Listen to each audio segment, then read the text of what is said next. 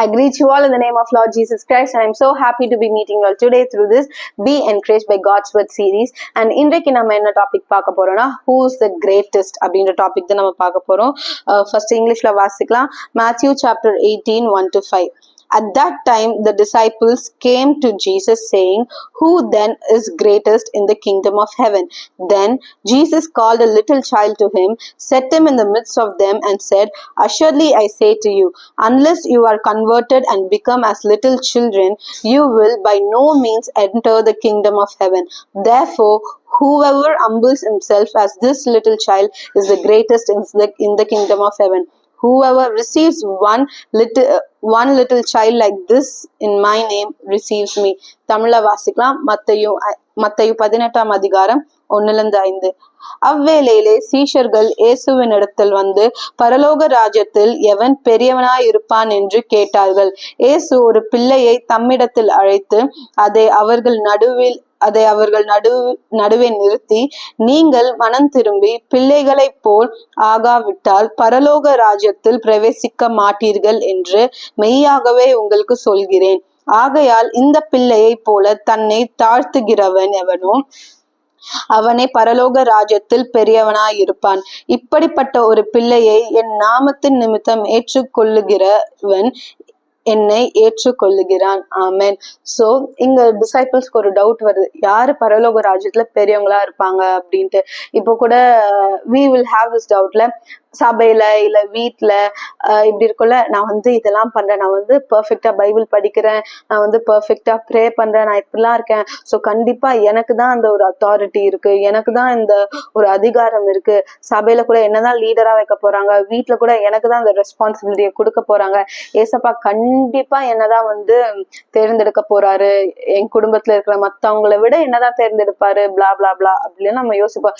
எதனால நம்ம யோசிக்கிறோம், நான் இதெல்லாம் பெர்ஃபெக்டா பண்றேன், நான் இதெல்லாம் கடைபிடிக்கிறேன், அதனால இந்த ஆண்டவர் வந்து என்னை தேர்ந்தெடுப்பாரு, ஆண்டவர் என்ன வந்து கண்டிப்பா என்னதான் சூஸ் பண்ணுவாரு அப்படின்ட்டு. கண்டிப்பா ஆண்டவர் என்னதான் எலிவேட் பண்ணுவாரு ஸ்பிரிச்சுவல் லைஃப்ல அப்படிலாம் யோசிப்போம். ஆனா இங்க ஏசப்பா என்ன சொல்றாரு, சீஷர்கள் கேட்கும் போது, எவன் ஒருவன் பிள்ளையை போல, அந்த குழந்தைய போல இருக்கிறாங்களோ, அந்த பிள்ளை, அந்த சிறு பிள்ளையை போல இருக்கிறாங்களோ, அவங்கதான் பரலோக ராஜ்யத்தில் பெரியவர்களா இருப்பாங்க அப்படின்ட்டு. அதாவது வசனத்தை பாருங்களேன், இயேசு ஒரு பிள்ளையை தம்மிடத்தில் அழைத்து அதை அவர்கள் நடுவே நிறுத்தி, நீங்கள் மனம் திரும்பி பிள்ளைகளை போல் ஆகாவிட்டால். நம்ம மனம் திரும்பணுமா?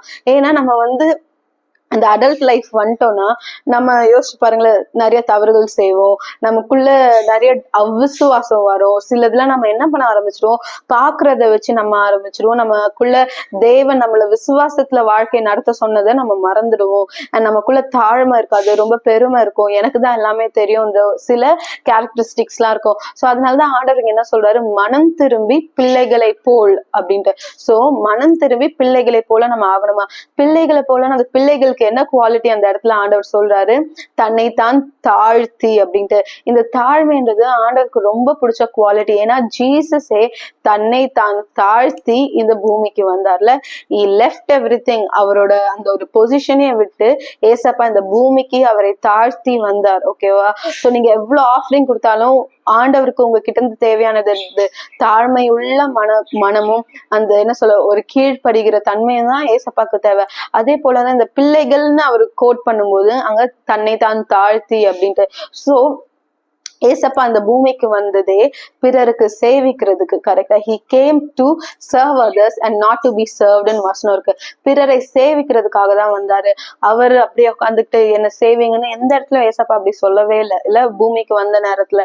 சோ நம்மளும் ஏசப்பா போலதான் இருக்கணும். அந்த பிள்ளைகளோட இருதயம் எப்படி இருக்கோ, பெற்றோர்கள் எது சொன்னாலும் கேட்டு நம்புகிற ஒரு தன்மை இருக்கும். அதே மாதிரிதான் ஏசப்பா நம்மளுக்கு எது சொன்னாலும் கேட்டு அதை நம்பி விசுவாசத்துல ஒரு அடி எடுத்து வச்சோம்னா நம்ம பரலோக ராஜ்யத்துல பெரியவர்களா இருப்போம். நம்மளுக்கு சில குவாலிஃபிகேஷன்ஸ் இருக்குல்ல, நான் இத்தனை டிகிரி படிச்சேன்னா எனக்கு இந்த ஜாப்ல வந்து எனக்கு இவ்வளவு மரியாதை இருக்கும், என்ன இவ்வளவு கனப்படுத்துவாங்க. ஆனா இதே பரலோக ராஜ்யம் வரும்போது நம்மளுக்கு டிகிரி தேவையில்ல, நம்மளுக்கு நம்மளோட ஒர்க்ஸ் இதெல்லாம் தேவையில்ல. It just needs R faith like a child. நம்ம பிள்ளையை போல ஒரு விசுவாசம், பிள்ளையை போல ஒரு தாழ்மை, இயேசுவை போல நம்ம வாழ்ந்தோம்னா நம்மளுக்கு ஆண்டவர் பரலோக ராஜ்யத்துல அதற்கு ஏற்ற மகிமையை வைத்திருக்கிறார். சோ இன்றைக்கு கூட நீங்க ஏதேதோ காரியத்தை குறித்து நீங்க உங்களையே கம்பேர் பண்ணிப்பீங்க. நான் உங்களை விட பைபிள் படிக்கிறேன், நான் தான் பெரியவன், அப்படி தட் டசன்ட் மேட்டர். நமக்குள்ள அந்த தாழ்மை உள்ள இருதயம், ஆண்டவர் கீழ்ப்படுகிற தன்மை, ஏசப்பா போல வாழணும்ன்ற அந்த வாஞ்சை நமக்குள்ள இருக்கணும். சோ இன்றைக்கு கூட நம்ம அதுக்காக கேட்போம். நம்ம மனம் திரும்ப சொல்லியிருக்கு இந்த வசனம். சோ நம்ம மனம் திரும்பி ஏசப்பாக்கு பிரியம் உள்ளபடி நம்ம வாழ்வோம். வாங்க ஜெபிக்கலாம். Jesus, we thank you for this day. ஆண்டவரே அப்பா, இப்பொழுது கூட ராஜா ஏசப்பா நாங்க எங்களோட வழிகள்ல இருந்து மனம் திரும்புகிறோம் ராஜா. உமக்கு பிரியமுள்ளபடி அந்த பிள்ளைகளை போல தாழ்மையா அப்பா, பிள்ளைகளை போன்ற விசுவாசத்தோடு நாங்க ஆண்டவரே ராஜா உம்மிடத்தில் வருகிறோம் ராஜா. எங்களோட இருதயத்துல எங்கெங்கெல்லாம் அவிசுவாசம் இருக்கோ அதை நீக்குவீராக அப்பா. நாங்க 100% உங்களை விசுவாசிப்போம். 100% உங்களுக்கு கீழ்ப்படிந்து வாழ எங்களுக்கு கிருபை பாராட்டுங்க. இயேசுவின் நாமத்தினால் ஜெபிக்கிறேன் ஜீவன் நல்ல பிதாவே. ஆமென். ஆமென். God bless you. Have a great day.